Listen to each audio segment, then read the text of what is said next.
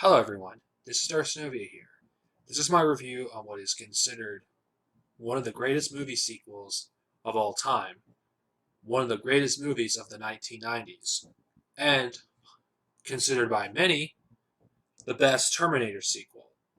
That is, the movie I'm talking about today is Terminator 2 Judgment Day.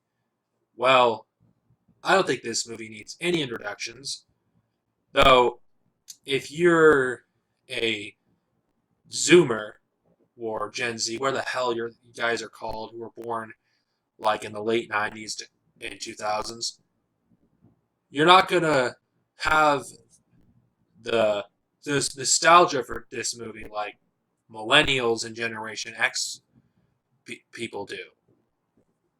I'm a 90s kid, and Terminator 2 was the shit. For many people that grew up in the 90s and early 2000s, this pretty much was one of their first, if not their first R-rated movies they've ever seen. Now, Terminator 2 is a movie I've seen a lot over the years. The theatrical version I've seen throughout the entire 90s. I haven't seen the original theatrical cut of the movie in close to 20 years. So the version of the film I'm talking about in this review is going to be the extended cut. So just letting you know, that's the version of the film I'm talking about. Terminator 2 Judgment Day came out in 1991, about 7 years after the first film. Terminator 1 was a smash hit, and Hollywood, like any greedy entity, wanted a sequel to Terminator 1. Luckily, this wasn't one of those films that had a awful sequel. Terminator 2, in a lot of ways, surpassed the first one in terms of production values, the action scenes, the way it expanded the lore. Terminator 2 pretty much did the bulk of the world building of the whole Terminator franchise, which the sequels that came after it, whether it's that piece of shit Dark Fate or Terminator 3 and Salvation and that other piece of shit Genesis, this is where a bulk of the lore comes from. Now, Terminator 2, when this movie came out, it was one of the biggest movies ever. And one of the biggest movies of that year. And depending on my mood, this is probably my favorite Terminator film. But then again, the first one and this are neck and neck if you watch my Terminator 1 review. To me, if I'm in a mood for more of a action flick, I'll pop in Terminator 2. If I want something that's a darker atmosphere and it's a horror film, I'll pop in Terminator 1. That's the beauty about these two movies. Now, Terminator 2 is the second half of the story told in Terminator 1. Now, how I interpret the story for Terminator, I view 1 and 2 as halves. The first one is the first half of the story. The second one, the second half of the story.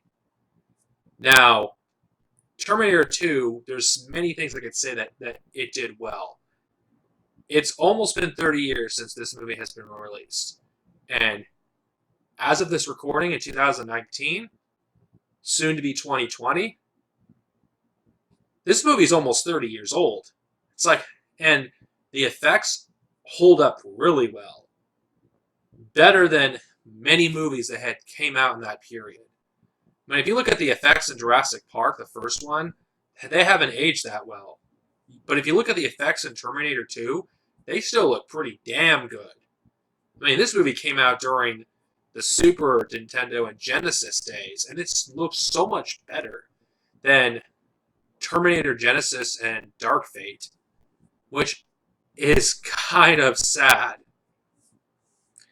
And this movie is also one of the best applications of CG and practical effects. Now, considering this movie was made with over double the budget of the first one, they were able to do a lot more. Now, the action set pieces, in my opinion, are some of the best in an action film. The chase scenes in this film are great. and some of the best in an action movie. In fact, I can't name that many action movies that come close to Terminator 2 in terms of its choreography. And I also can't name that many action movies that has as good of a score as Terminator 2. They brought back the same guy who did the first one, and the music is the character as well. The T-1000's theme is pretty awesome. And despite the fact that this movie is set in the 90s, it doesn't feel dated. Same thing with the first one. And I'll get into this later in my other reviews of the Terminator films after Terminator 2, but this film, despite being set in the 90s, feels timeless. And in my opinion, this is probably one of those occasions where they should have stopped after this film. But a thing I loved about Terminator 2 is it isn't just a mindless action film. Like the first one, there's a lot more to it. And every time I rewatch the film, I discover new things I didn't notice before. Maybe it's my own interpretation, but Terminator and Terminator 2 are really great, at conveying the dangers of militarism and what that could eventually lead if it isn't stopped. Because in the Terminator universe, it was the military-industrial complex that helped create Skynet in the first place. And this film, in my interpretation, is kind of a cautionary tale against artificial intelligence. But then again, that's just my interpretation. Everyone else is going to have something different.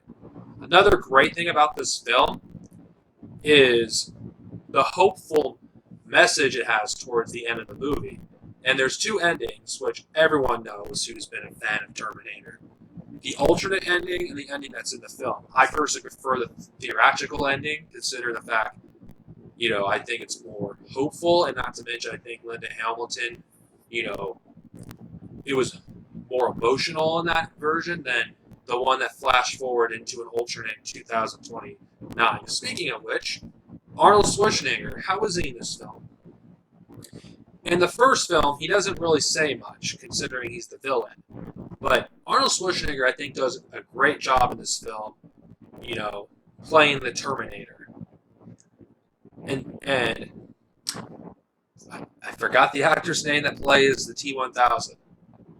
He does an amazing job playing that character.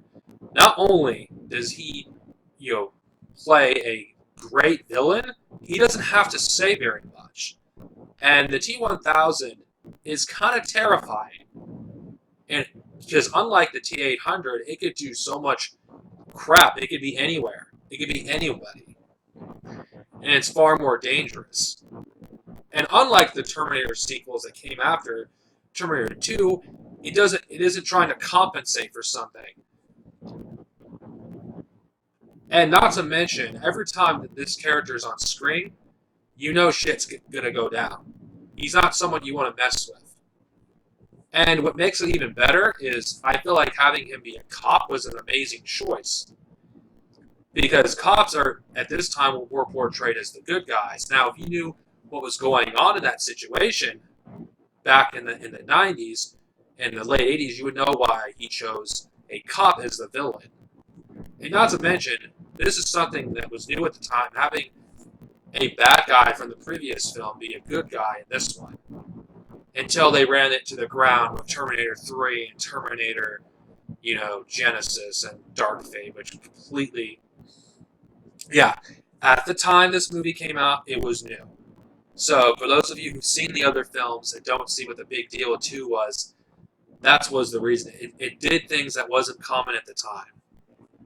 And not to mention, this movie actually is the reason why movies are where they are today in terms of special effects. Now, how does Terminator 2 hold up to Terminator 1? Because I've encountered many people out there with various opinions. There's a lot of people that prefer T2, and there's a lot of people that prefer T1. I think T2 is one of the greatest movie sequels of all time, and one of the greatest action movies of all time. And, in my opinion, depending on my mood, the best movie in the Terminator franchise. And I feel like this is the movie that should have never had a sequel because Terminator 1 and Terminator 2 told a great story, and a follow up to it wasn't necessary. This is one of the rare occasions where I actually think there should have been no more movies, despite how badly I wanted a Terminator 3 as a kid. But that's a topic for another day when I review Terminator 3 Rise of the Machines. Stay tuned tomorrow when I review Terminator 3 Rise of the Machines, which, well, we'll see how I feel about it now compared to the last time I saw it, which was 4 to 5 years ago. Anyway, see you guys next time, and have an amazing day. Oh, come on. Oh, fuck. Thank God I get it.